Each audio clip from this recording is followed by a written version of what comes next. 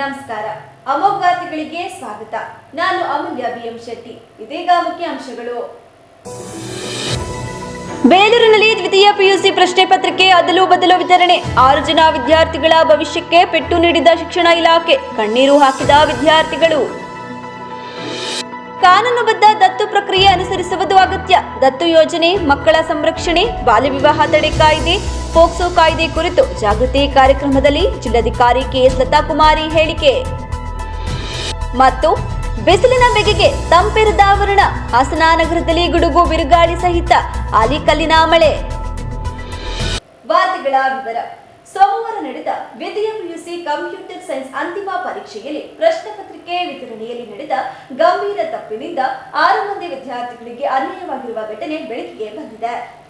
ಪಟ್ಟಣದ ಬಿಕ್ಕೋಡು ರಸ್ತೆಯ ಬಾಲಕಿಯರ ಸರ್ಕಾರಿ ಪದವಿ ಪೂರ್ವ ಕಾಲೇಜಿನ ರೂಮ್ ನಂಬರ್ 6ರಲ್ಲಿ 9 ವಿದ್ಯಾರ್ಥಿನಿಯರಿಗೆ ಪ್ರಶ್ನೆ ಪತ್ರಿಕೆ ವಿತರಿಸುವ ಸಂಧ್ಯಾ ಎಂಬುವವರು ರಿಪೀಟರ್ ವಿದ್ಯಾರ್ಥಿಗಳಿಗೆ ನೀಡುವ ಪ್ರಶ್ನೆ ಪತ್ರಿಕೆಯನ್ನು ಈ ವರ್ಷದ ವಿದ್ಯಾರ್ಥಿನಿಯರಿಗೆ ನೀಡಿ ಗೊಂದಲ ಸೃಷ್ಟಿಸಿರುವುದಲ್ಲದೆ ನಂತರ ಪರೀಕ್ಷೆ ಸಮಯ ಮುಗಿದ ನಂತರ ಪ್ರಶ್ನೆ ಪತ್ರಿಕೆ ಅದಲು ಬದಲಾಗಿರುವ ಘಟನೆ ಮಾಹಿತಿ ಸಿಕ್ಕಿದ ತಕ್ಷಣ ಪ್ರಾಂಶುಪಾಲರಿಗೆ ಮತ್ತು ಮೇಲ್ಚಾರಕರಿಗೆ ವಿಷಯವನ್ನು ತಿಳಿಸಿದ ನಂತರ ಪರೀಕ್ಷೆ ಮುಗಿದ ಸಮಯದ ನಂತರ ಕೇವಲ ಅರ್ಧ ಗಂಟೆ ಸಮಯದಲ್ಲಿ ವಿದ್ಯಾರ್ಥಿಗಳಿಗೆ ಹೊಸ ಪ್ರಶ್ನೆ ಪತ್ರಿಕೆ ನೀಡಿ ಗೊಂದಲ ಸೃಷ್ಟಿಸಿದ್ದಾರೆ.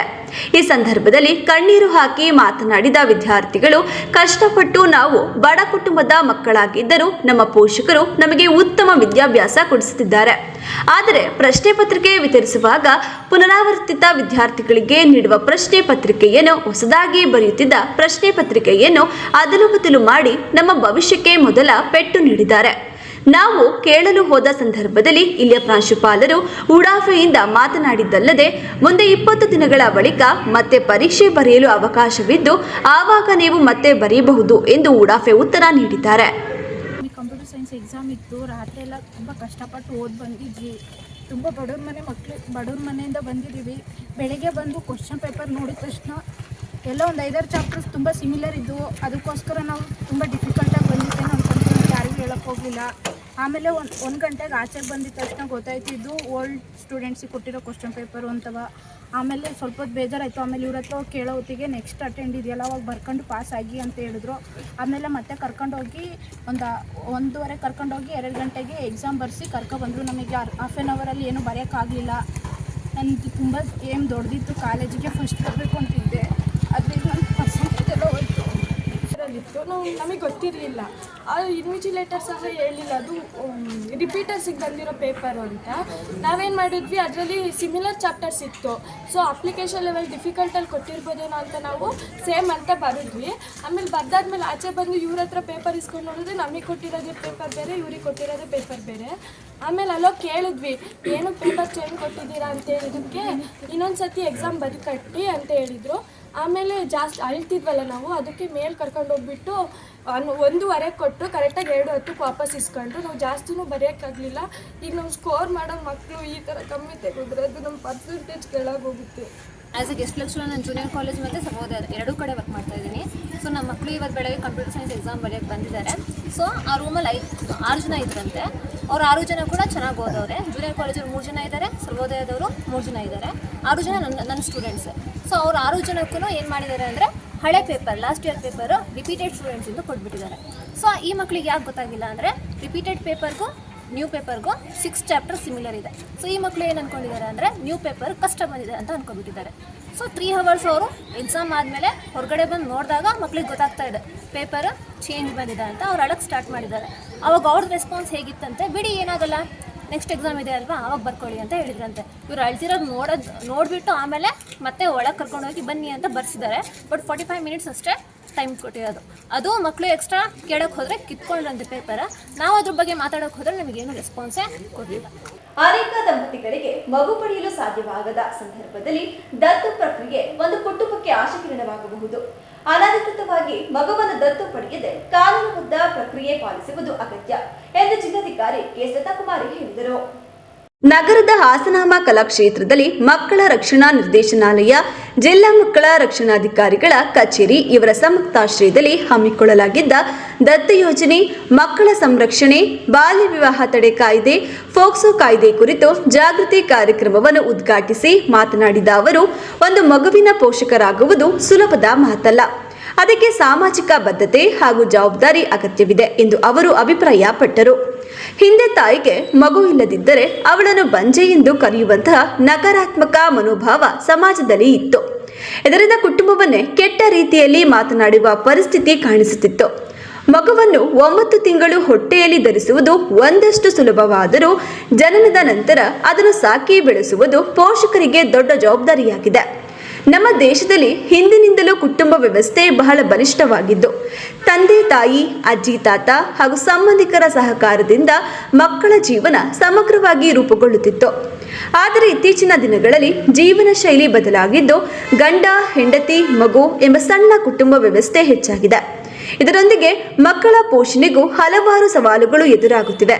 ಇನ್ನೊಂದು ಪ್ರಮುಖ ವಿಷಯವೆಂದರೆ, ಕೆಲವು ದಶಕಗಳ ಹಿಂದೆ ದೇಶದ ಹಲವೆಡೆ ಗರ್ಭದಲ್ಲಿಯೇ ಹೆಣ್ಣು ಶಿಶುಗಳನ್ನು ಕೊಲ್ಲುವ ದುಷ್ಟವೃತ್ತಿ ವ್ಯಾಪಕವಾಗಿತ್ತು. ಅದರ ಪರಿಣಾಮವಾಗಿ ಇಂದಿನ ಸಮಾಜದಲ್ಲಿ ಗಂಡು ಹೆಣ್ಣು ಜನಸಂಖ್ಯೆಯ ಅನುಪಾತದಲ್ಲಿ ವ್ಯತ್ಯಾಸ ಕಂಡು ಬರುತ್ತಿದೆ. ಜೊತೆಗೆ ಮಕ್ಕಳನ್ನು ಬೆಳೆಸುವುದು ಆರ್ಥಿಕವಾಗಿ ಮತ್ತು ಸಾಮಾಜಿಕವಾಗಿ ಹೆಚ್ಚು ಕಷ್ಟಕರವಾಗುತ್ತಿರುವುದು ಕೂಡ ಒಂದು ಸತ್ಯ. ಈ ಹಿನ್ನೆಲೆಯಲ್ಲಿ ದತ್ತು ಪಡೆಯುವ ಪ್ರಕ್ರಿಯೆ ಮಹತ್ವದ ಹೆಚ್ಚುತ್ತಿದೆ. ಅನೇಕ ದಂಪತಿಗಳಿಗೆ ಮಗು ಪಡೆಯಲು ಸಾಧ್ಯವಾಗದ ಸಂದರ್ಭದಲ್ಲಿ ದತ್ತು ಪ್ರಕ್ರಿಯೆ ಒಂದು ಕುಟುಂಬಕ್ಕೆ ಆಶಾಕಿರಣವಾಗಬಹುದು. ಆದರೆ ದತ್ತು ಪಡೆಯುವಾಗ ಕಾನೂನುಬದ್ಧ ವಿಧಾನಗಳನ್ನು ಕಟ್ಟುನಿಟ್ಟಾಗಿ ಪಾಲಿಸಬೇಕು. ಒಂದು ಮಗುವನ್ನು ಕಾನೂನು ಪ್ರಕಾರ ದತ್ತು ಪಡೆಯಲು 3ರಿಂದ 4 ವರ್ಷಗಳವರೆಗೆ ಕಾಯಬೇಕಾಗಬಹುದು. ಆದರೂ ಕಾನೂನುಬದ್ಧ ಪ್ರಕ್ರಿಯೆಯನ್ನೇ ಅನುಸರಿಸುವುದು ಅತ್ಯಗತ್ಯ. ಆದರೆ ಎಲ್ಲೋ ಮಗು ಸಿಕ್ಕಿತು ಎಂದು ಕಾನೂನು ಕ್ರಮಗಳಿಲ್ಲದೆ ಮನೆಗೆ ಕರೆದುಕೊಂಡು ಹೋಗುವುದು ತಪ್ಪು. ಇಂತಹ ಕ್ರಮಗಳು ಅಪರಾಧವಾಗಿದ್ದು, ಪ್ರತಿಯೊಬ್ಬರೂ ಕಾನೂನುಬದ್ಧವಾಗಿ ದತ್ತು ಪಡೆಯುವ ಕ್ರಮಗಳನ್ನು ಅನುಸರಿಸಬೇಕು ಎಂದು ಹೇಳಿದರು. ನಮಗೆ ಅನಿಸೋದು ಸಾಮಾಜಿಕ ಕಳಕಳಿ. ಒಂದು ಮಗುವಿನ ಪೋಷಕರಾಗುವುದು ಈಗ ಸುಲಭದ ಮಾತಲ್ಲ. ಮೊದಲು ಮಕ್ಕಳನ್ನು ಏನಕ್ಕೆ ಬಯಸ್ತಾ ಇದ್ರು? ಅನೇಕ ಸಾಮಾಜಿಕ ಬದ್ಧತೆ. ಮೊದಲನೇದಾಗಿ ಅವರು ತಮ್ಮ ಅಸ್ತಿತ್ವವನ್ನು ನಿರೂಪಿಸಲಿಕ್ಕೆ ಮಕ್ಕಳನ್ನ ಮಾಡ್ಕೊಳ್ಬೇಕಾಗಿತ್ತು. ಆ ಹೆಣ್ಣು ಮಗುಗೆ ಮಗು ಇರಲಿಲ್ಲ ಅಂದರೆ ಏನಂತ ಕರಿತಾ ಇದ್ರು? ಅವಳು ಬಂಜೆ. ಗಂಡನಿಗೆ ಮಗು ಇರಲಿಲ್ಲ ಅಂದರೆ ಗಂಡ ಮಕ್ಕಳಿಗೆ ಅವ್ರಿಗೆ ಇನ್ನೊಂದು ರೀತಿ ಕೆಟ್ಟದಾಗಿ ಸಾಮಾಜಿಕವಾಗಿ ಅವರನ್ನು ಕೀಳಾಗಿ ನೋಡ್ತಾ ಇದ್ರು, ಮಕ್ಕಳು ಇಲ್ಲ ಅಂತ ಹೇಳಿ. ಆದರೆ ಕಾಲ ಬದಲಾಗಿದೆ. ಮಕ್ಕಳನ್ನು, ಮಗುವನ್ನು 9 ತಿಂಗಳು ಹೊಟ್ಟೆಯಲ್ಲಿ ಸಾಕೋದು ಸುಲಭ. ಆದರೆ ಅದನ್ನು ನಂತರ ಸಾಕೋದು ಇದೆಯಲ್ಲ, ಪೋಷಕರ ಜವಾಬ್ದಾರಿ ತುಂಬ ಕಷ್ಟಕರವಾಗಿಬಿಟ್ಟಿದೆ. ಆದರೆ ನಮಗೆ ಇದು ಕುಟುಂಬ ವ್ಯವಸ್ಥೆ ನಮ್ಮ ದೇಶದಲ್ಲಿ ಒಂದು ಬೆನ್ನೆಲುಬು. ನಮ್ಮ ದೇಶದಲ್ಲಿ ಏನಾದರೂ ಒಂದು ಇತರೆ ದೇಶಗಳಿಗಿನ್ನ ಭಿನ್ನವಾಗಿದ್ದರೆ ಅದು ಕುಟುಂಬ ವ್ಯವಸ್ಥೆಯ ಮುಖಾಂತರ. ತುಂಬ ಬಲಿಷ್ಠವಾದ ವ್ಯವಸ್ಥೆ.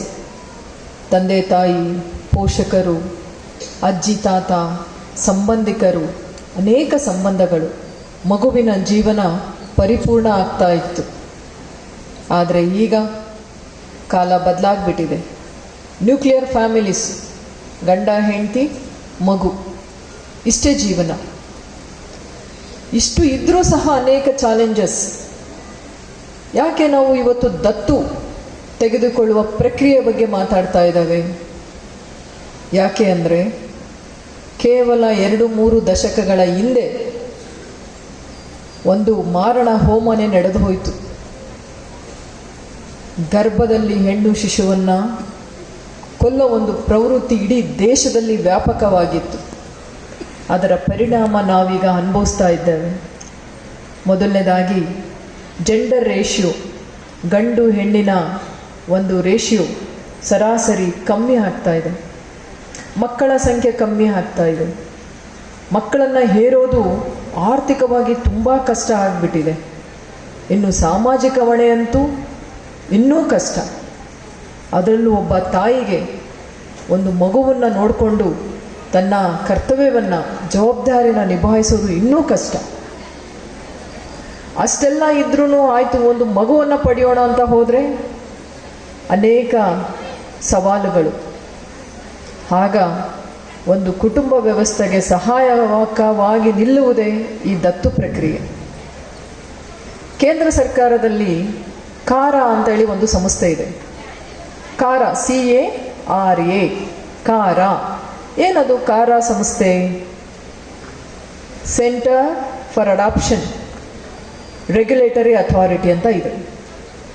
ಮಕ್ಕಳನ್ನು ದತ್ತು ತೆಗೆದುಕೊಳ್ಳೋಕೆ ಒಂದು ರೆಗ್ಯುಲೇಟರಿ ಅಥಾರಿಟಿ, ನಿಯಂತ್ರಣ ಒಂದು ಸಂಸ್ಥೆ, ಕಾರ ಅಂತ ಕರೀತಾರೆ. ಅದರಲ್ಲಿ ಕೇರಿಂಗ್ ಅಂತ ಹೇಳಿ ಒಂದು ಸಾಫ್ಟ್ವೇರ್ ಇದೆ. ಹೇಗೆ ದತ್ತು ತೆಗೆದುಕೊಳ್ಬೇಕು? ತಾವು ಯಾರಾದರೂ ಮದುವೆ ಆದ ಅಥವಾ ಸಿಂಗಲ್ ಇರ್ತಕ್ಕಂತಹ ವ್ಯಕ್ತಿಗಳು, ಅದಕ್ಕೆ ಆದ ನಿಯಮಗಳಿದೆ, ಅವರು ಅಪ್ಲೈ ಮಾಡ್ಬೋದು. ನಿಮಗೆಲ್ಲ ಕೇಳಿದ್ರೆ ಆಶ್ಚರ್ಯ ಆಗುತ್ತೆ. ಈಗ ನೀವು ಅಪ್ಲೈ ಮಾಡಿದ್ರೆ ಒಂದು ಮಗು ಬೇಕು ದತ್ತು ತಗೊಳೋಕೆ ಅಂತ ಹೇಳಿ 3-4 ವರ್ಷ ನೀವು ಕಾಯಬೇಕು. ಅಂದರೆ ನಮಗಿರೋ ಮಕ್ಕಳ ಸಂಖ್ಯೆ ಕಮ್ಮಿ, ಆದರೆ ಅಪ್ಲೈ ಮಾಡೋರು, ನನಗೆ ಮಗು ಬೇಕು ಅಂತ ಕೇಳೋರು ಜಾಸ್ತಿ. ಈ ಸಂದರ್ಭದಲ್ಲಿ ಅಪಾರ ಪೊಲೀಸ್ ವರಿಷ್ಠಾಧಿಕಾರಿ ಶ್ರೀನಿಧಿ, ಜಿಲ್ಲಾ ಆರೋಗ್ಯ ಮತ್ತು ಕುಟುಂಬ ಕಲ್ಯಾಣಾಧಿಕಾರಿ ಡಾಕ್ಟರ್ ಅನಿಲ್, ಜಿಲ್ಲಾ ಪಂಚಾಯತ್ ಸುನೀತಾ, ಉಪನಿರ್ದೇಶಕ ಧರಣಿ ಕುಮಾರ್ ಇತರರು ಉಪಸ್ಥಿತರಿದ್ದರು. ನಗರದಲ್ಲಿ ಸೋಮವಾರ ಸಂಜೆ ಆಕಸ್ಮಿಕವಾಗಿ ಆಲಿಕಲ್ಲು ಸಹಿತ ಭಾರೀ ಮಳೆಯಾಗಿದ್ದು, ಸುಮಾರು ಅರ್ಧ ಗಂಟೆಗೂ ಹೆಚ್ಚು ಕಾಲ ಸುರಿದ ಮಳೆ ಜನರಿಗೆ ತಂಪು ನೀಡಿತ್ತು. ಬಿಸಿಲಿನ ತಾಪಮಾನದಿಂದ ಬಳಲುತ್ತಿದ್ದ ಜನರಿಗೆ ಈ ಮಳೆ ಸ್ವಲ್ಪ ನೆಮ್ಮದಿ ತಂದಿತ್ತು. ಗಾಳಿ ಜೋರಾಗಿ ಬೀಸುತ್ತಿದ್ದ ಹಿನ್ನೆಲೆ ಮಳೆ ಜೊತೆಗೆ ಆನೆಕಲ್ಲುಗಳು ಸುರಿಯುತ್ತಿದ್ದು, ರಸ್ತೆಯಲ್ಲಿ ಸಂಚರಿಸುತ್ತಿದ್ದ ವಾಹನ ಚಾಲಕರು ಹಾಗೂ ಪಾದಚಾರಿಗಳು ಕೆಲಕಾಲ ರಸ್ತೆಗಿಳಿಯಲು ಹೆದರಿದರು. ಕೆಲವರು ಅಂಗಡಿ ಮಳಿಗೆಗಳ ನೆರಳಲ್ಲಿ ಹಾಗೂ ಮನೆಗಳ ಮುಂದೆ ನಿಂತು ಮಳೆ ಕಡಿಮೆಯಾಗುವವರೆಗೆ ಕಾಯುತ್ತಿದ್ದರು. ಮಳೆ ಪರಿಣಾಮ ನಗರದಲ್ಲಿನ ಕೆಲ ಭಾಗಗಳಲ್ಲಿ ತಾತ್ಕಾಲಿಕವಾಗಿ ವಿದ್ಯುತ್ ವ್ಯತ್ಯಯವು ಉಂಟಾಗಿ ಜನರಿಗೆ ಸ್ವಲ್ಪ ಅಸೌಕರ್ಯ ಎದುರಾಯಿತು. ಮಳೆ ಜೊತೆಗೆ ಸುರಿದ ಆಲೆಕಲ್ಲುಗಳನ್ನು ನೋಡಿದ ಗೃಹಿಣಿಯರು, ಮಕ್ಕಳು ಹಾಗೂ ಯುವಕರು ಖುಷಿಯಿಂದ ಮನೆಗಳ ಮುಂದೆ ಹಾಗೂ ರಸ್ತೆ ಬದಿಯಲ್ಲಿ ಅವನ್ನು ಸಂಗ್ರಹಿಸಿ ಕೈಯಲ್ಲಿ ಹಿಡಿದು ನೋಡುತ್ತಿದ್ದರು. ಕೆಲವರು ಆಲಿಕಲ್ಲುಗಳನ್ನು ಬಾಯಿಗೆ ಹಾಕಿಕೊಂಡು ತಿನ್ನುತ್ತಿರುವ ದೃಶ್ಯಗಳು ಕಂಡು ಬಂದವು.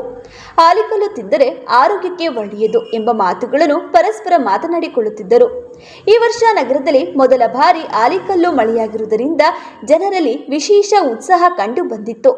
ಬಿಸಿಲಿನ ತಾಪಮಾನ ಹೆಚ್ಚಾಗಿ ಜನರು ಸೆಕೆಯಿಂದ ಬಳಲುತ್ತಿದ್ದ ಸಂದರ್ಭದಲ್ಲಿ ಸುರಿದ ಈ ಮಳೆ ನಗರಕ್ಕೆ ತಂಪು ತಂದಿದ್ದು ಜನರು ಹರ್ಷ ವ್ಯಕ್ತಪಡಿಸಿದರು. ಅರಕಲಗೂಡು ಪಟ್ಟಣದ ವಸತಿ ಹಾಗೂ ನಿವೇಶನ ರಹಿತ ಕುಟುಂಬಗಳಿಗೆ ಮನೆ ಕಲ್ಪಿಸುವ ಉದ್ದೇಶದಿಂದ ಸರ್ಕಾರದ ವತಿಯಿಂದ ಈಗಾಗಲೇ ಅರಕಲಗೂಡು ಪಟ್ಟಣದಲ್ಲಿ ರಿಸರ್ವ್ ಮಾಡಿರುವ ಜಾಗದಲ್ಲಿ J+2 ಮಾದರಿಯಲ್ಲಿ ಮನೆಗಳನ್ನು ನಿರ್ಮಿಸಿ ನೀಡುವ ಕುರಿತು ಎಂದು ವಿಧಾನಸಭೆ ಅಧಿವೇಶನದಲ್ಲಿ ಚುಕ್ಕೆ ಗುರುತಿನ ಪ್ರಶ್ನೆ ಕೇಳುವ ಮೂಲಕ ಶಾಸಕ ಎ ಮಂಜು ಸರ್ಕಾರದ ಗಮನ ಸೆಳೆದರು. ಈಗ ನಾನು ನಮ್ಮ ಅರಕಲಗೂಡಿನಲ್ಲಿ ವಸತಿ ರಹಿತ ಜನರಿಗೆ ನಿವೇಶನ ಮತ್ತು ಮನೆಯನ್ನು ಕಟ್ಕೊಡೋದಕ್ಕೆ ಒಂದು 3 ಪ್ರಶ್ನೆಯನ್ನು ಕೇಳಿದ್ದೆ. ಅವರ ಉತ್ತರದ ಪ್ರಕಾರ 143 ಜನ ವಸತಿ ರೈತರು, 1310 ಜನ ನಿವೇಶನ ರೈತರು ಅಂತ ಹೇಳಿ ಅವರೇ ಉತ್ತರವನ್ನ ಕೊಟ್ಟಿದ್ದಾರೆ. ನಾನು ಶಾಸಕನಾಗಿದ್ದಾಗ 13-14ರಲ್ಲಿ ಒಟ್ಟು 195 ಮನೆಗಳನ್ನು ಪೂರ್ಣಗೊಂಡಿದೆ ಅಂತ ಹೇಳಿ ಮಾಡಿದ್ದಾರೆ. ಅದು ನಿಜ. 21 ಮನೆ ಬಾಕಿ ಇದೆ, ಕಟ್ಟಿಲ್ಲ ಅಂತ ಹೇಳಿ. ಇನ್ನು 63 ಮನೆ ಪ್ರಾರಂಭನೆ ಮಾಡಿಲ್ಲ ಅಂತ ಹೇಳಿದ್ದಾರೆ. ಅದು ನಿಜ. ಈಗ ಎರಡನೇ ಪ್ರಶ್ನೆ, ಈ ನಮ್ಮ ಅರಕಲಗೂಡಿನಲ್ಲಿ ಕೊಳಗೇರಿ ಅಭಿವೃದ್ಧಿ ಮಂಡಳಿಯಿಂದ ಈ ಎಡಿ ಕಾಲೋನಿ ಮತ್ತು ಕೊಳಚೆ ಪ್ರದೇಶದಲ್ಲಿ ವಾಸವಾಗಿರ್ತಕ್ಕಂಥ ಕೆಲ್ಲೂರುಪೇಟೆ, ಮಾಚಗೊಂಡನಹಳ್ಳಿ ಇದರಲ್ಲಿ 220 ಮನೆಗಳು ಮಂಜೂರಾಗಿದ್ದು ಎಲ್ಲ ಮನೆಗಳು ಪೂರ್ಣಗೊಂಡಿದೆ ಅಂತ ಹೇಳ್ತಾರೆ. ಅದು ಮಾನ್ಯ ಮಂತ್ರಿಗಳದು ಪೂರ್ಣಗೊಂಡಿಲ್ಲ, ಸ್ವಲ್ಪ ವಿಚಾರಿಸಬೇಕು ಅದನ್ನ. ಅದಾದ್ಮೇಲೆ ನಾನು ಮಂತ್ರಿ ಆಗಿದ್ದಾಗ ಫಾರಂ 53ನಲ್ಲಿ ರೈತರು ಅಪ್ಲೈ ಮಾಡಿದ್ರು.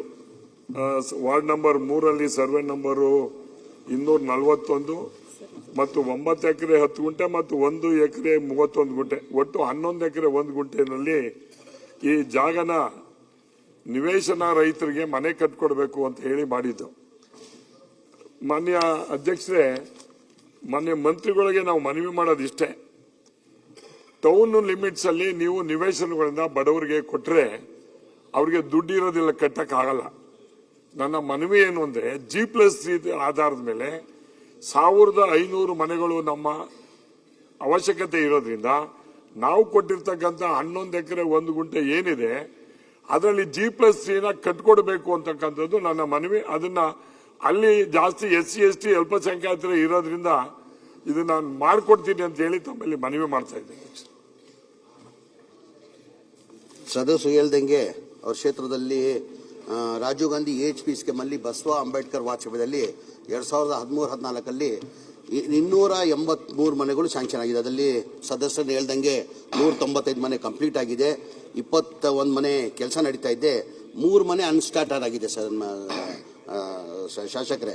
ಅದರಲ್ಲಿ 63 ಜನ ಭಾಳ ನೋಟಿಸ್ ಕೊಟ್ಟರು ಇನ್ನೂ ಅವ್ರು ಡೀಟೇಲ್ ಕೊಟ್ಟಿಲ್ಲ ಅವರು, ಇಲ್ಲಾಂದ್ರೆ ಅದು ಬ್ಲಾಕ್ ಮಾಡಿದೀವಿ. ಅದು ಅನ್ಬ್ಲಾಕ್ ಮಾಡಬೇಕಾದ್ರೆ ಆ ಡೀಟೇಲ್ ಕೊಡೋಕೆ ಹೇಳಿ ಅದು ಮಾಡ್ತೀವಿ. ಸ್ಲಮ್ ಬೋರ್ಡ್ ತಾವು ಹೇಳ್ದಂಗೆ ಫಸ್ಟ್ ಸ್ಟೇಜ್ ಸೆಕೆಂಡ್ ಸ್ಟೇಜ್ ಭಾಳ ವರ್ಷದಿಂದ ಮನೆಗಳು ಪೆಂಡಿಂಗ್ ಇತ್ತು ಕೊಡೋದು. ಏನಕ್ಕಂದರೆ ತಮಗೆಲ್ಲ ಗೊತ್ತಿದ್ದಂಗೆ ಆ ಬೆನಿಫಿಷರಿ 4 ಲಕ್ಷ ಕೊಡಬೇಕಾಗಿತ್ತು. ಬೆನಿಫಿಷರಿ ಕೊಡೋಕ್ಕೆ ಸಾಧ್ಯ ಆಗಲ್ಲ ಅಂತ ಕಾರಣಕ್ಕೆ ಸರ್ಕಾರ ವತಿಯಿಂದ ನಾವೇ 4 ಲಕ್ಷ ಕೊಡಬೇಕಂತ ತೀರ್ಮಾನ ಮಾಡಿ ಎಲ್ಲ ಮನೆಗಳು ಇಡೀ ರಾಜ್ಯದಲ್ಲಿ 36,789 ಮನೆಗಳು 24 ಮಾರ್ಚಲ್ಲಿ ನಾವು ಕೊಟ್ವಿ. ಅದರಲ್ಲಿ 220 ಮನೆಯನ್ನು ತಮ್ಮ ಕ್ಷೇತ್ರದ್ದು ಅವತ್ತು ಕೊಟ್ಟಿದ್ದೀವಿ. ಆ ಸಣ್ಣ ಪುಟ್ಟ ಕೆಲಸ ಇದ್ರೆ ತಾವು ಡೀಟೇಲ್ ಆಗಿ ಮಾಹಿತಿ ಕೊಟ್ಟರೆ ಅದು ಮಾಡಿಕೊಡ್ತೀವಿ. 2026ರ SSLC ಪರೀಕ್ಷೆಗಳನ್ನು ಸುಸೂತ್ರವಾಗಿ ಮತ್ತು ಪಾರದರ್ಶಕವಾಗಿ ನಡೆಸಲು ಹೊಳೆನರಸೀಪುರ ತಾಲೂಕು ಶಿಕ್ಷಣ ಇಲಾಖೆ ಎಲ್ಲ ಪೂರ್ವ ಸಿದ್ಧತೆಗಳನ್ನು ಪೂರ್ಣಗೊಳಿಸಿದೆ ಎಂದು ಕ್ಷೇತ್ರ ಶಿಕ್ಷಣಾಧಿಕಾರಿಗಳಾದ GN ಸೋಮಲಿಂಗೇಗೌಡ ಅವರು ತಿಳಿಸಿದರು. ತಾಲೂಕಿನ ಕ್ಷೇತ್ರ ಶಿಕ್ಷಣಾಧಿಕಾರಿಗಳ ಕಚೇರಿಯಲ್ಲಿ ಮಾಧ್ಯಮ ಮಿತ್ರರೊಂದಿಗೆ ಮಾತನಾಡಿದ ಅವರು ಪರೀಕ್ಷಾ ಕೇಂದ್ರಗಳ ವಿವರ ಹಾಗೂ ಕೈಗೊಳ್ಳಲಾಗಿರುವ ಭದ್ರತಾ ಕ್ರಮಗಳ ಬಗ್ಗೆ ಸಂಪೂರ್ಣ ಮಾಹಿತಿಯನ್ನು ಹಂಚಿಕೊಂಡರು. ಈ ಬಾರಿ ತಾಲೂಕಿನ ಒಟ್ಟು 2213 ವಿದ್ಯಾರ್ಥಿಗಳು ಪರೀಕ್ಷೆಗೆ ನೋಂದಾಯಿಸಿಕೊಂಡಿದ್ದಾರೆ. ತಾಲೂಕಿನಾದ್ಯಂತ ಒಟ್ಟು 9 ಕೇಂದ್ರಗಳಲ್ಲಿ ಪರೀಕ್ಷೆ ನಡೆಯಲಿದ್ದು, ಪ್ರತಿ ಕೇಂದ್ರದಲ್ಲಿ ಕುಡಿಯುವ ನೀರು, ಶೌಚಾಲಯ ಹಾಗೂ ಸುಸಜ್ಜಿತ ಆಸನದ ವ್ಯವಸ್ಥೆ ಮಾಡಲಾಗಿದೆ. ಪ್ರತಿಯೊಂದು ಪರೀಕ್ಷಾ ಕೇಂದ್ರವು CCTV ಕ್ಯಾಮೆರಾ ಕಣ್ಗಾವಲಿನಲ್ಲಿರಲಿದ್ದು, ಪಾರದರ್ಶಕತೆಗೆ ಹೆಚ್ಚಿನ ಒತ್ತು ನೀಡಲಾಗಿದೆ. ಪರೀಕ್ಷಾ ಕೇಂದ್ರಗಳ ಸುತ್ತಮುತ್ತ ಪೊಲೀಸ್ ಸಿಬ್ಬಂದಿಯನ್ನು ನಿಯೋಜಿಸಲು ಮನವಿ ಮಾಡಲಾಗಿದೆ. ತುರ್ತು ಚಿಕಿತ್ಸೆಗಾಗಿ ಪ್ರತಿ ಕೇಂದ್ರದಲ್ಲಿ ಫಾರ್ಮಸಿಸ್ಟ್, ಆಶಾ ಕಾರ್ಯಕರ್ತೆಯರು ಅಥವಾ ಆರೋಗ್ಯ ಸಹಾಯಕರು ಲಭ್ಯವಿರುವಂತೆ ಆರೋಗ್ಯ ಇಲಾಖೆಗೆ ಕೋರಲಾಗಿದೆ. ಪ್ರತಿದಿನ ಪರೀಕ್ಷಾ ಕೇಂದ್ರಕ್ಕೆ ಒಬ್ಬರು ಸ್ಥಾನಿಕ ಜಾಗೃತಿ ದಳ ಹಾಗೂ ಮೊಬೈಲ್ ಸ್ವಾಧೀನಾಧಿಕಾರಿಗಳನ್ನು ನೇಮಿಸಲಾಗಿದೆ. ಪರೀಕ್ಷಾ ಅಕ್ರಮ ತಡೆಯಲು ಹಾಗೂ ವ್ಯವಸ್ಥಿತವಾಗಿ ಪರೀಕ್ಷೆ ನಡೆಸಲು ಈಗಾಗಲೇ ತಹಸೀಲ್ದಾರ್ ರವರ ಅಧ್ಯಕ್ಷತೆಯಲ್ಲಿ ತಾಲೂಕು ಮಟ್ಟದ ಅಧಿಕಾರಿಗಳ ಸಭೆ ನಡೆಸಲಾಗಿದೆ ಎಂದು ಹೇಳಿದರು. ಗಣೇಶಪುರ ತಾಲೂಕಿನಲ್ಲಿ ಈ ವರ್ಷ 18/3 18/3/2026ರಿಂದ 2/4/2026 SSLC ಪರೀಕ್ಷೆ ನಡೀತಾ ಇದೆ. ನಮ್ಮ ಬ್ಲಾಕ್ನಲ್ಲಿ ಒಟ್ಟು 2213 ವಿದ್ಯಾರ್ಥಿಗಳು ನೋಂದಾಯಿಸಿಕೊಂಡಿದ್ದಾರೆ. ಇದರಲ್ಲಿ ಬಾಲಕರು 1096, ಬಾಲಿಕೆಯರು 1117 ಮಕ್ಕಳು ನೋಂದಾಯಿಸಿಕೊಂಡಿದ್ದಾರೆ. ಇದರಲ್ಲಿ ಫ್ರೆಷರ್ಸ್ ಈ ವರ್ಷ ಹೊಸದಾಗಿ ಕುಳಿತಿರ್ತಕ್ಕಂಥ ವಿದ್ಯಾರ್ಥಿಗಳು 2080, ಹಾಗೆ ಪುನರಾವರ್ತಿತ ವಿದ್ಯಾರ್ಥಿಗಳು 87, ಖಾಸಗಿ ಅಭ್ಯರ್ಥಿಗಳು 46 ಅಭ್ಯರ್ಥಿಗಳು ಪರೀಕ್ಷೆಯನ್ನು ನೋಂದಾಯಿಸಿಕೊಂಡಿದ್ದಾರೆ. ನಮ್ಮ ಬ್ಲಾಕ್ನಲ್ಲಿ 9 ಪರೀಕ್ಷಾ ಕೇಂದ್ರಗಳಿವೆ. 9 ಪರೀಕ್ಷಾ ಕೇಂದ್ರ ನಗರದಲ್ಲೇ 3 ಪರೀಕ್ಷಾ ಕೇಂದ್ರಗಳು, ಗ್ರಾಮೀಣ ಪ್ರದೇಶದಲ್ಲಿ 6 ಪರೀಕ್ಷಾ ಕೇಂದ್ರಗಳಿವೆ. ಪ್ರತಿ ಪರೀಕ್ಷಾ ಕೇಂದ್ರದಲ್ಲಿ ಪರೀಕ್ಷೆಯ ಅಕ್ರಮ ನಕಲನ್ನು ತಡೆಯಲಿಕ್ಕೆ CC ಕ್ಯಾಮ್ರಾ, ವೆಬ್ ಕ್ಯಾಸ್ಟಿಂಗ್ ವ್ಯವಸ್ಥೆ ಮಾಡಲಾಗಿದೆ. ಮಕ್ಕಳಿಗೆ ಕುಡಿಯುವ ನೀರು, ಶೌಚಾಲಯದ ಸೌಕರ್ಯ ಕಲ್ಪಿಸಿಕೊಡಲಾಗಿದೆ. ಪ್ರತಿ ಪರೀಕ್ಷಾ ಕೇಂದ್ರದಲ್ಲಿ ಅಧೀಕ್ಷಕರು, ಕಸ್ಟೋಡಿಯನ್ನು ಮತ್ತು ಕೇಂದ್ರ ಸ್ಥಾನಿಕ ಜಾಗೃತಿ ದಳದವರು, ಮೊಬೈಲ್ ಸ್ಕ್ವಾಡು ಮತ್ತು ಮೊಬೈಲ್ ಸ್ವಾಧೀನಾಧಿಕಾರಿ ಮತ್ತು ಡಿ ಗ್ರೂಪ್ ನೌಕರರು, ಕುಡಿಯುವ ನೀರಿನ ವ್ಯವಸ್ಥೆ ಮಾಡಲಿಕ್ಕೆ ನೀರುಗಂಟಿಗಳು ನೇಮಕ ಮಾಡಲಾಗಿದೆ. ಜೊತೆಗೆ ಮಕ್ಕಳ ಆರೋಗ್ಯ ದೃಷ್ಟಿಯಿಂದ ಮುಂಜಾಗ್ರತೆಯಾಗಿ ಹೆಣ್ಮಕ್ಳಿಗೋಸ್ಕರ ಎಲ್ಲ ಕಡೆ 9 ಕೇಂದ್ರಗಳಲ್ಲಿ ಸ್ಯಾನಿಟರಿ ಪ್ಯಾಡ್ಗಳನ್ನು ಮತ್ತು ಪ್ರಥಮ ಚಿಕಿತ್ಸಾ ಪೆಟ್ಟಿಗೆಯನ್ನು ಮತ್ತು ಆರೋಗ್ಯ ಇಲಾಖೆ ವತಿಯಿಂದ ಸಿಬ್ಬಂದಿಯನ್ನು ಕೂಡ ನೇಮಕ ಮಾಡಿಕೊಳ್ಳಲಾಗಿದೆ. ಮತ್ತು ಮಕ್ಕಳು ತಮ್ಮ ಗ್ರಾಮಗಳಿಂದ ಬರೋದಕ್ಕೆ ಅನುಕೂಲ ಆಗಲಿ ಅನ್ನೋ ದೃಷ್ಟಿಯಿಂದ ಕರ್ನಾಟಕ ರಾಜ್ಯ ರಸ್ತೆ ಸಾರಿಗೆ ಸಂಸ್ಥೆಯವರು ಮಕ್ಕಳು ಪ್ರವೇಶ ಪತ್ರವನ್ನು ತೋರಿಸಿದರೆ ಮಕ್ಕಳಿಗೆ ಉಚಿತವಾಗಿ ಪರೀಕ್ಷಾ ಕೇಂದ್ರಕ್ಕೆ ಅವಕಾಶವನ್ನು ಕಲ್ಪಿಸಿಕೊಳ್ಳಲಾಗಿದೆ.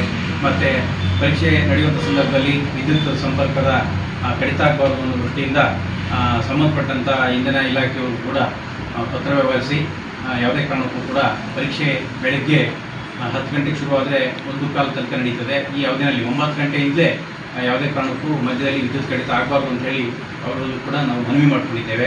ರೈತರು ಸಾಲ ಮಾಡಿ ತಂದು ಸಂಗ್ರಹಿಸಿ ಇಡಲಾಗಿದ್ದ ಮೇವಿನ ಬಣವೆಗೆ ಆಕಸ್ಮಿಕ ಬೆಂಕಿ ತಗುಲಿ ಆಹುತಿಯಾದ ಘಟನೆ ತಾಲೂಕಿನ ತುದ್ದ ಹೋಬಳಿ ವೇದವತಿ ಗ್ರಾಮದಲ್ಲಿ ಸಂಭವಿಸಿದೆ.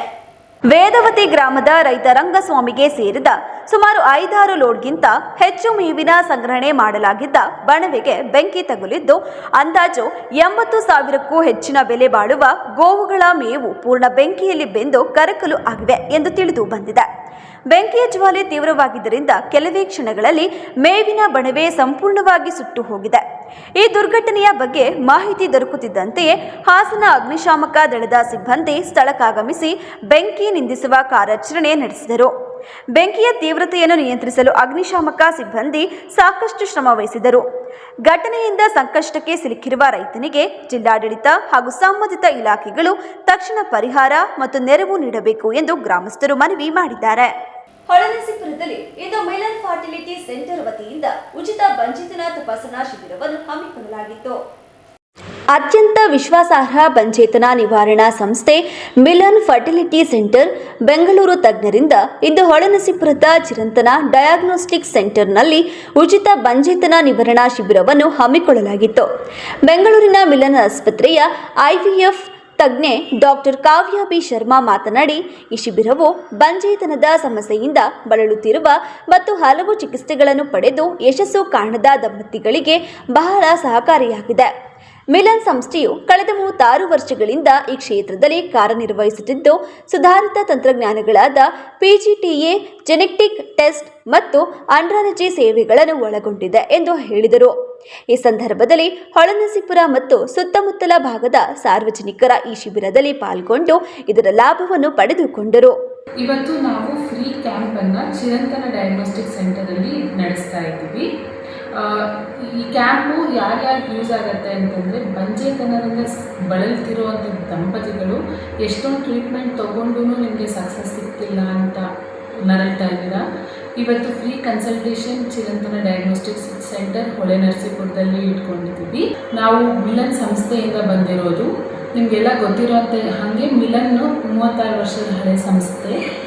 ಅಡ್ವಾನ್ಸ್ಡ್ ತಂತ್ರಜ್ಞಾನ ಟೆಕ್ನಿಕ್ಸು, BGTA ಅಂತ genetic advance techniques, andrology services ಇದರಲ್ಲೆಲ್ಲ ತುಂಬ ಎಕ್ವಿಪ್ಟ್ ಆಗಿದೆ ನಮ್ಮ ಸಂಸ್ಥೆ. ಸೊ ಇಲ್ಲಿ ಸಾವಿರಾರು ಟ್ರೀಟ್ಮೆಂಟ್ ತೊಗೊಂಡು ಫೇಲ್ ಆಗಿರೋಂಥ ದಂಪತಿಗಳು ಈ ಥರದನ್ನೆಲ್ಲ ಬಳಸ್ಕೊಬೋದು. ಸೊ ನೀವು ಬಂದು ಉಚಿತವಾಗಿ ಕನ್ಸಲ್ಟೇಷನ್ನ ಇವತ್ತು ಪಡ್ಕೊಳ್ಬೋದು. ಇದೀಗ ಜಾಹೀರಾತು.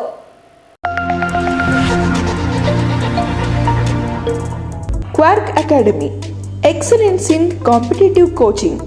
ಸತತ 8 ವರ್ಷಗಳಿಂದ long term NEET, JEE, KCET ಮುಂತಾದ ಸ್ಪರ್ಧಾತ್ಮಕ ಪರೀಕ್ಷೆಗಳಿಗೆ ಕೋಚಿಂಗ್ ನೀಡಿ ಅತ್ಯುತ್ತಮ ಫಲಿತಾಂಶ ನೀಡುತ್ತಿರುವ ಕ್ವಾರ್ಕ್ ಅಕಾಡೆಮಿಯಲ್ಲಿ ದಾಖಲಾತಿ ಪ್ರಾರಂಭವಾಗಿದೆ. ರೆಗ್ಯುಲರ್ ಮತ್ತು ರಿಪೀಟರ್ಸ್ಗಳಿಗೆ ಫೌಂಡೇಶನ್ ಕ್ಲಾಸ್ಗಳು ಪ್ರಾರಂಭವಾಗುತ್ತಿದ್ದು ದೂರದ ಊರಿನಿಂದ ಬರುವ ಮಕ್ಕಳಿಗೆ ಹಾಸ್ಟೆಲ್ ವ್ಯವಸ್ಥೆ ಲಭ್ಯವಿದೆ.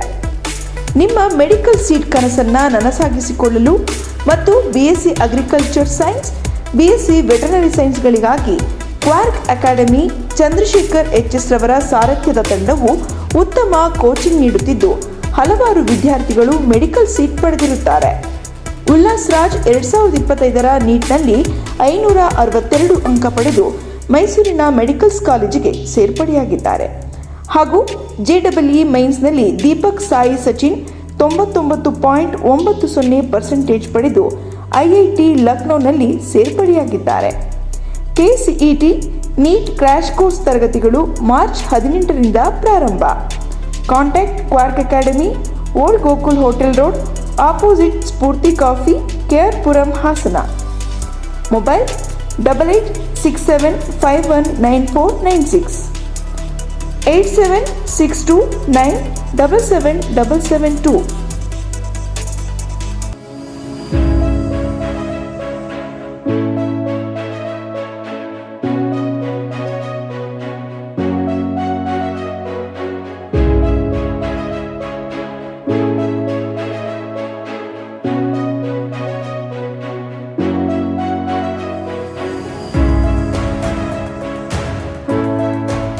Hey everyone, I'm Dhruva HP, I'm Kritika Tia, studying in class 12 of Bharat's PU Academy.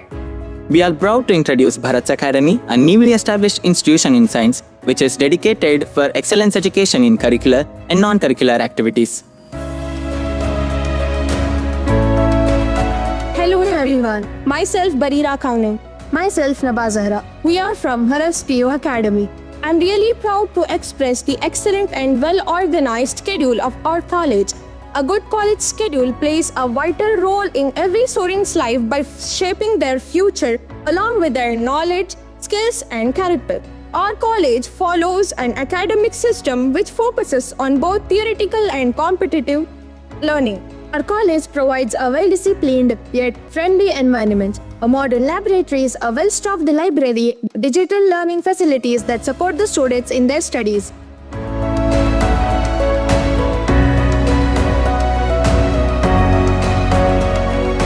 The Bharat PU Academy is founded by Mr. Bharat VS and the secretary Mrs. Netra Bharat and the principal of this college Mr. Murli RM.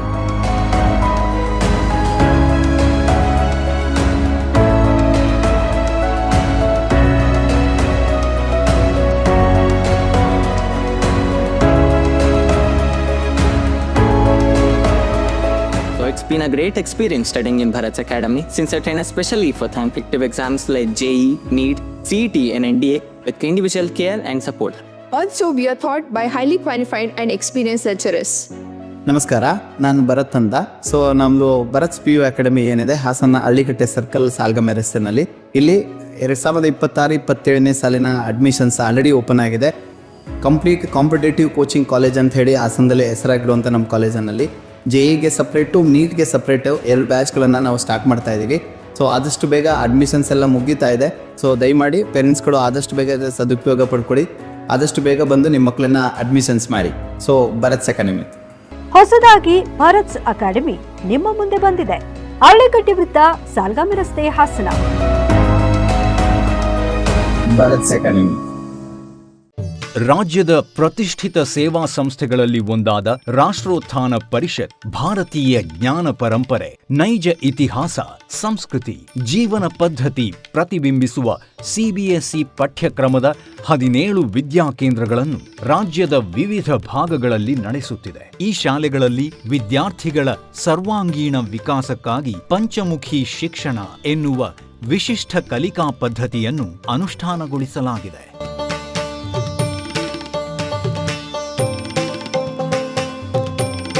ಹಾಸನದಲ್ಲಿ ಕಾರ್ಯನಿರ್ವಹಿಸುತ್ತಿರುವ ರಾಷ್ಟ್ರೋತ್ಥಾನ ವಿದ್ಯಾಕೇಂದ್ರವು ಗುಣಮಟ್ಟದ ಶಿಕ್ಷಣವನ್ನು ವಿದ್ಯಾರ್ಥಿಗಳಿಗೆ ಖಾತರಿಪಡಿಸುತ್ತದೆ.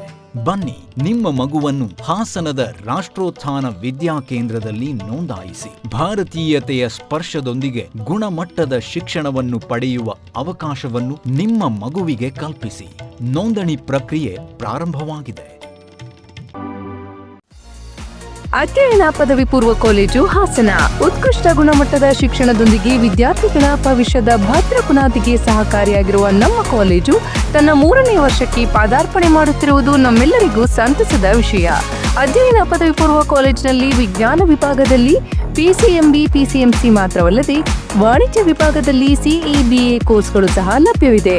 ವಿದ್ಯಾರ್ಥಿಗಳ ಸರ್ವತೋಮುಖ ಶಿಕ್ಷಣದ ಅಭಿವೃದ್ಧಿಗಾಗಿ ಮೂಲ ಶಿಕ್ಷಣದೊಂದಿಗೆ KCET, NEET, JEE ಕೋರ್ಸ್ಗಳ ಜೊತೆಗೆ ಸಾಫ್ಟ್ವೇರ್ ಡೆವಲಪ್ಮೆಂಟ್, ಬ್ಯಾಂಕಿಂಗ್ ಕೋರ್ಸ್ಗಳು ಹಾಗೂ CA ಫೌಂಡೇಶನ್ ತರಬೇತಿಯನ್ನ ನೀಡಲಾಗುವುದು. ಜೊತೆಗೆ ಕಲೆ, ನಾಟಕ, ಕ್ರೀಡೆ, ಸ್ಕೌಟ್ಸ್ ಅಂಡ್ ಗೈಡ್ಸ್, ವ್ಯಕ್ತಿತ್ವ ವಿಕಸನ, ಸಂಸ್ಕೃತಿಗಳ ಆಚರಣೆ, ರಸ್ತೆ ಸುರಕ್ಷತಾ ಕಾರ್ಯಕ್ರಮ, ಮಹಿಳಾ ಸಬಲೀಕರಣ, ಕಣ್ಣು ಮತ್ತು ಆರೋಗ್ಯ ತಪಾಸಣಾ ಶಿಬಿರಗಳು, ಗಿಡ ನೆಡುವ ಕಾರ್ಯಕ್ರಮಗಳು ಹಾಗೂ ಸೈಬರ್ ಕ್ರೈಮ್ ಜಾಗೃತಿಯಂತಹ ವಿವಿಧ ಕಾರ್ಯಕ್ರಮಗಳನ್ನು ಹಮ್ಮಿಕೊಂಡಿದ್ದೇವೆ.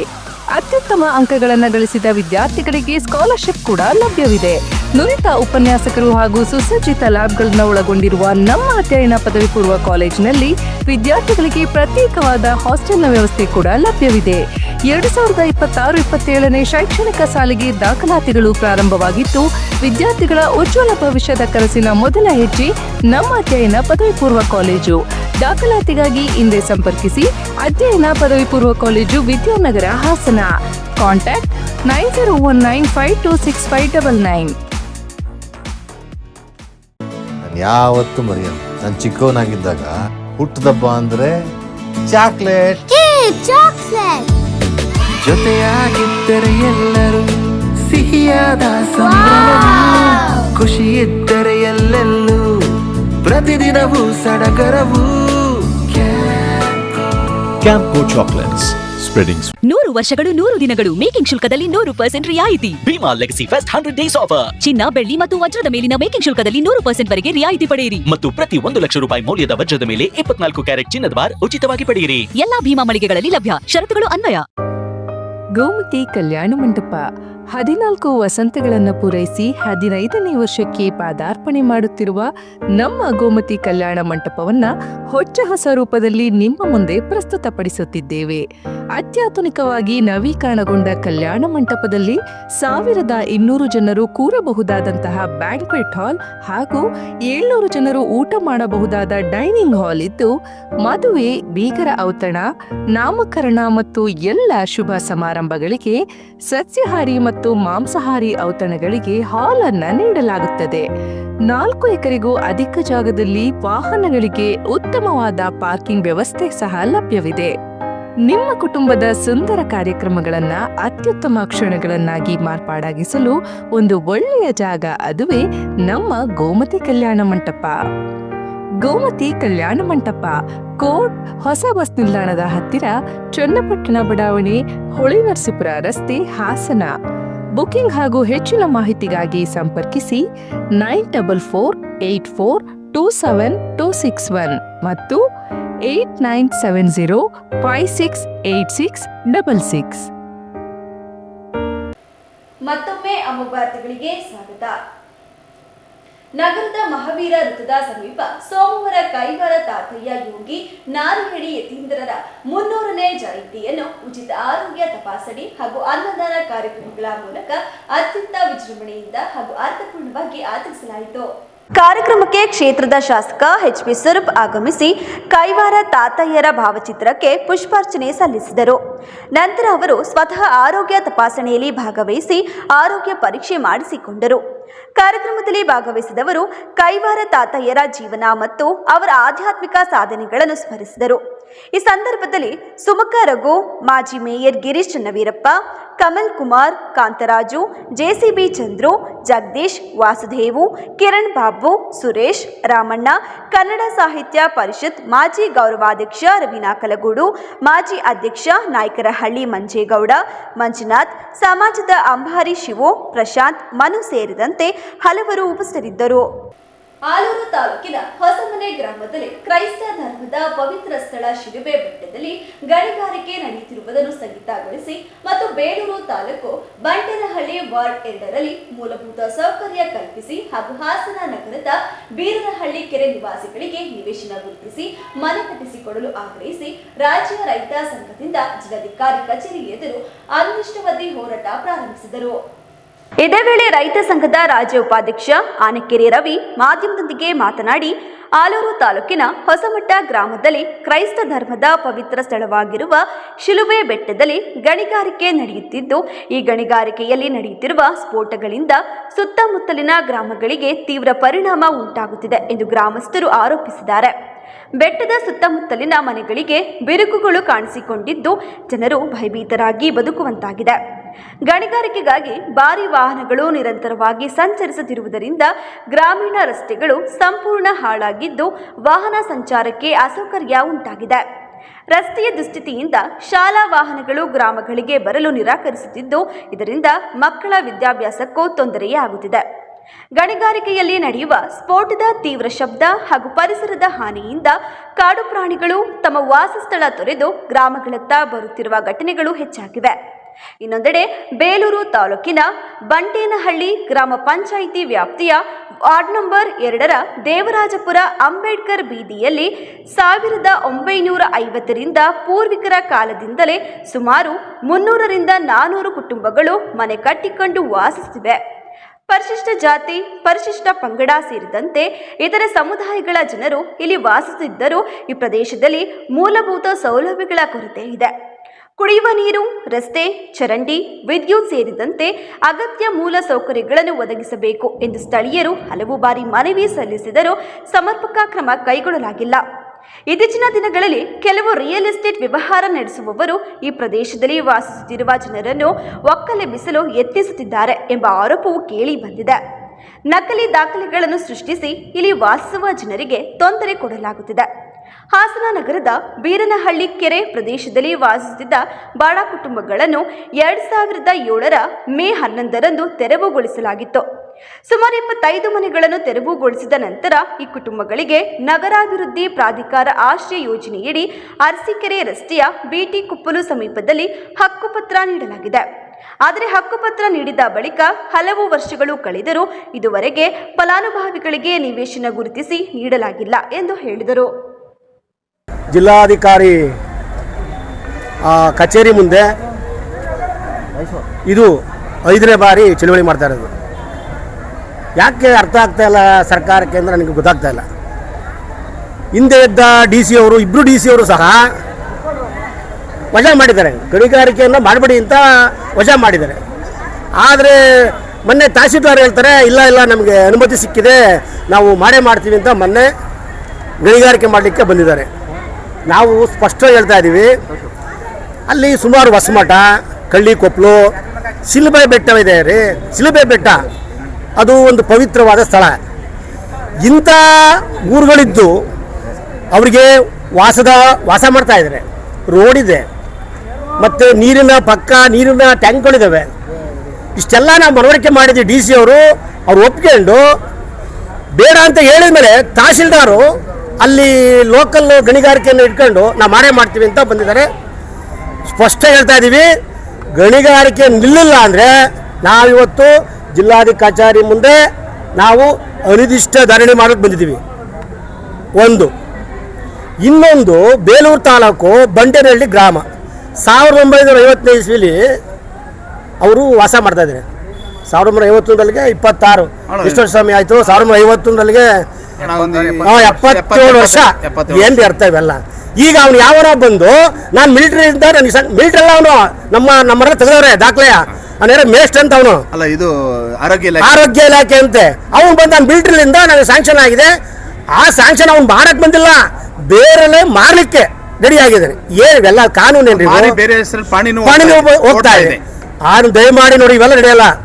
ನಾವು ಹೇಳ್ತಾರೆ ಸರ್ಕಾರಕ್ಕೆ, ಮಾನ್ಯ ಸಿದ್ದರಾಮಯ್ಯನವರೇ, ಇಷ್ಟು ಅನ್ಯಾಯ ನಡೀತಾ ಇದೆ, ದಯಮಾಡಿ 500ರಿಂದ 400 ಮಕ್ಕಳು ನೀವು ಅವ್ರಿಗೆ ಸ್ಪಷ್ಟ ಹೇಳ್ಬೇಕು. ಏನು ಬಂಡೇನಹಳ್ಳಿ ಏನು ಒಂದು ಇದಿದೆ, ಖಾಲಿ ಮಾಡಿಸಿದ್ರೆ ನಾವು ನಿಮ್ಮನ್ನು ಸುಮ್ಮನೆ ಬಿಡಲ್ಲ. ಅದಕ್ಕೂ ಸಹ ಸಮಸ್ಯೆ ಆಗಿ ಮತ್ತೆ ನೀರು ಕುಡಿ ನೀರಕ್ಕೆ ಯಾವ್ದು ಕೋರ್ಟ್ ಆರ್ಡ್ರು? ಕುಡಿಲಿಕ್ಕೆ ನೀರು ಏನ್ರಿ ಅರ್ಥ ಇವೆಲ್ಲ? ಗ್ರಾಮ ಪಂಚಾಯತ್ ಯಾರು ಗ್ರಾಮ ಪಂಚಾಯತ್ ರೀ? ಅವ್ರು ಕುಡಿಯಕ್ಕೆ ನೀರು ಕೊಡಕ್ಕೆ ಗ್ರಾಮ ಪಂಚಾಯತ್ DC ಮೇಡಮ್ ಹೋಗಿ ಆರ್ಡರ್ ತಗೊಂಬನ್ನಿ ಅಂತಾರೆ. ಅದೆಲ್ಲ ಬೇಕಾ ಅವ್ರಿಗೆ? ಎಷ್ಟು ಸತಿ ನಾವು ಗ್ರಾಮ ಪಂಚಾಯತಿಗಳನ್ನ ಗ್ರಾಮ ಪಂಚಾಯತ್ ನಾವ್ ಯಾಕೆ ಆಯ್ಕೆ ಮಾಡೋದು? ಕುಡಿಯಕ್ಕೆ ನೀರು ಕೊಡ್ಲಿ ಅಂತ, ಗ್ರಾಮಗಳಿಗೆ ರಸ್ತೆ ಮಾಡ್ಲಿ ಅಂತ, ನಮ್ಮ ಪರ ಕೆಲಸ ಮಾಡ್ಲಿ ಅಂತ, ನಮ್ಮಿರದ ಕೆಲಸ ಮಾಡ್ಲಿ ಅಂತ ನಾವು ಆಯ್ಕೆ ಮಾಡೋದಲ್ಲ. ಅದನ್ನು ಸಹ ಸಮಸ್ಯೆಯಿಂದ ಇದನ್ನ ಇವತ್ತು ಅದಾಗ್ಬೇಕು, ಅದು ಆಗ್ಬೇಕು. ಮತ್ತೆ ಮೂರನೇದು ಇಲ್ಲಿ ಹಾಸನ ನಗರ ಅರಸೀಕೆರೆನವರು ಬೀರ್ನಹಳ್ಳಿ ಕೆರೆ ರೀ ಪ್ರಾಧಿಕಾರ ಹಕ್ಕು ಪತ್ರ ನೀಡಿದೆ. ನಿಮ್ದು ಕಟ್ರಿ ಸೈಟ್ ಉದ್ದ 60-70 ವರ್ಷ ಬರೀ ಹಕ್ಕು ಪತ್ರ ಇಟ್ಕೊಂಡು ಅಲಿತಾ ಇದ್ದಾರೆ ಪಾಪ ಅವರು. ಅವರಿಗೆ ಮನೆನೂ ಇಲ್ಲ, ನೇಣು ಇಲ್ಲ. ಈ ಪರಿಸ್ಥಿತಿ ತಂದಿಟ್ಟಿದ್ದಾರೆ. ಈ 3 ಸಮಸ್ಯೆ ಬಗೆಹರಿವು ನಾವು ಜಿಲ್ಲಾಧಿಕಾರಿ ಕಚೇರಿ ಆವರಣವನ್ನ ನಾವು ಜಾಗ ಖಾಲಿ ಮಾಡಲ್ಲ.